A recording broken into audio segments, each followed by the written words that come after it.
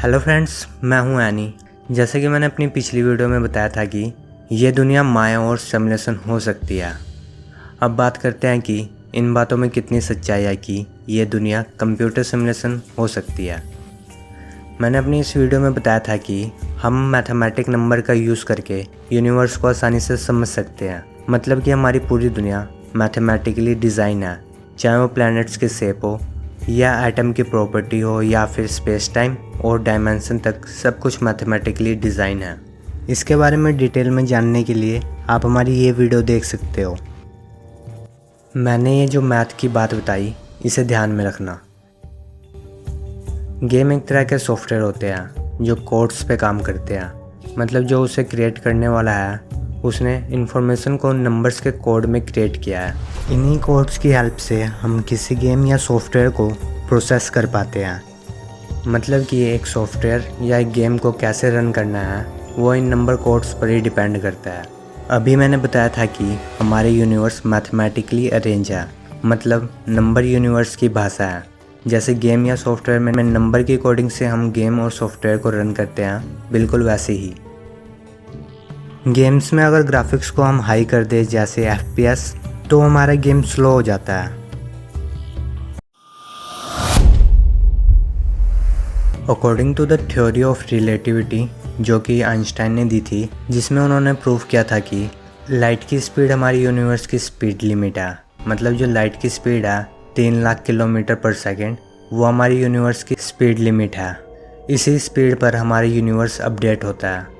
Einstein ने यह भी बताया था कि कोई अगर हाई स्पीड पर ट्रैवल करेगा तो उसके लिए समय स्लो हो जाएगा। जैसा कि मैंने पहले बताया था कि गेम के FPS बढ़ाने से गेम स्लो हो जाता है, उसी तरह अगर हम हाई स्पीड पर ट्रैवल करते हैं तो हमारे लिए भी समय स्लो हो जाता है। इनफैक्ट अगर हम किसी तरह से लाइट की स्पीड से ट्रैवल कर पाए तो हमारे लिए टाइम बिल्कुल ही रुक जाएगा। मतलब जैसा मैंने कहा था कि लाइट की स्पीड पर हमारा यूनिवर्स अपडेट होता है, तो यूनिवर्स हमारे लिए अपडेट करना ही बंद कर देगा।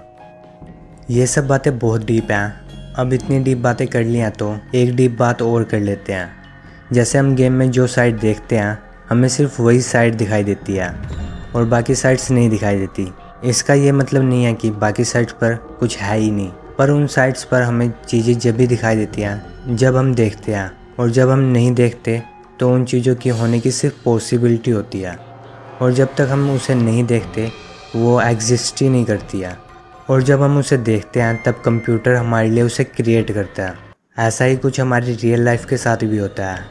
इस चीज़ को समझने के लिए पहले हम साइंस के एक फेमस एक्सपेरिमेंट को समझते हैं जिसका नाम है डबल स्लिट एक्सपेरिमेंट। इस एक्सपेरिमेंट में 2 स्लिट्स लिए गए जिनमें मार्बल जो कि पार्टिकल नेचर के होते हैं उन्हें स्लिट्स पर शूट करा गया, जिससे मार्बल ने स्लिट के पीछे सेम साइज़ का पैटर्न बनाया।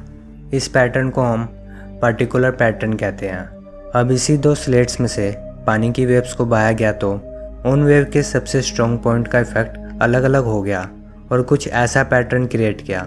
इस पैटर्न को इंटरफेरेंस पैटर्न कहते हैं। अब अगर इलेक्ट्रॉन जो कि मैटर का एक छोटा सा रूप होता है उसे इस स्लिट से शूट करा गया तो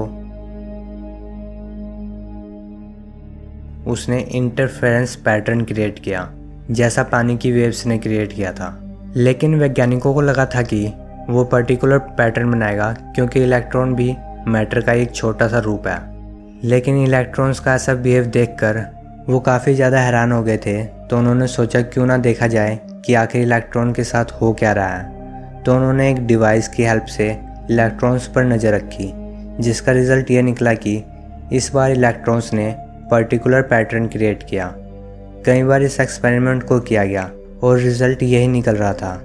जब इलेक्ट्रॉन्स को देखा जा रहा था तब वो पर्टिकुलर पैटर्न क्रिएट कर रहा था, और जब नहीं देखा जा रहा था तो इंटरफेरेंस पैटर्न क्रिएट कर रहा था। मानो जैसे इलेक्ट्रॉन्स को पता चल रहा था कि उसे कोई देख रहा है। इस एक्सपेरिमेंट से पता चलता है कि अगर इलेक्ट्रॉन्स को देखा जा रहा है तो ही वो कोई फिक्स शेप लेगा, नहीं तो वो एक पॉसिबिलिटी बन के रह जाएगा। और जैसे मैंने पहले बताया था कि गेम्स में देखने से चीज़ें क्रिएट होती हैं, तो इस एक्सपेरिमेंट के बाद ऐसा पॉसिबल है कि हमारे देखने से ही रियलिटी क्रिएट हो रही हो जैसे गेम में होती है। ये सब चीज़ें बहुत ही ज़्यादा डीप हैं। मैंने इसके फर्स्ट पार्ट में वर्चुअल रियलिटी और एआई के बारे में भी बात की थी, लेकिन आने वाले समय में हम इससे भी ज़्यादा हाईटेक टेक्नोलॉजी का यूज़ करेंगे, जिससे हम सिमुलेटेड रियलिटी बना सकेंगे, जिसमें ये बता पाना मुश्किल हो जाएगा कि झूठ क्या है और सच क्या है। अब ऐसा भी तो हो सकता है हमें क्रिएट करने वाले के पास काफ़ी हाईटेक टेक्नोलॉजी हो, जिससे उन्होंने ऐसा सिमुलेशन क्रिएट किया हो। गेम्स कितनी भी अच्छी हो, लेकिन उसमें कोई ना कोई ग्लिच रह ही जाता है। अगर हम अपनी दुनिया की बात करें तो यहाँ पर भी हमें ग्लिच देखने को मिलता है, जैसे पैरानॉर्मल एक्टिविटी, डेजा वू, जिसमें ऐसा लगता है कि ये पहले भी हो चुका है, पैरेलल यूनिवर्स की घटनाएं जैसी और भी कई चीज़ें हैं। क्या हमारी दुनिया सच में सिमुलेटेड है? वैसे ये प्रूव करना ज़्यादा आसान है कि हम एक सिमुलेशन और मैट्रिक्स में हैं, एज़ कम्पेयर टू हम मैट्रिक्स या सिमुलेशन में नहीं हैं। रियलिटी क्या है ये तो नहीं पता, पर आपका क्या मानना है?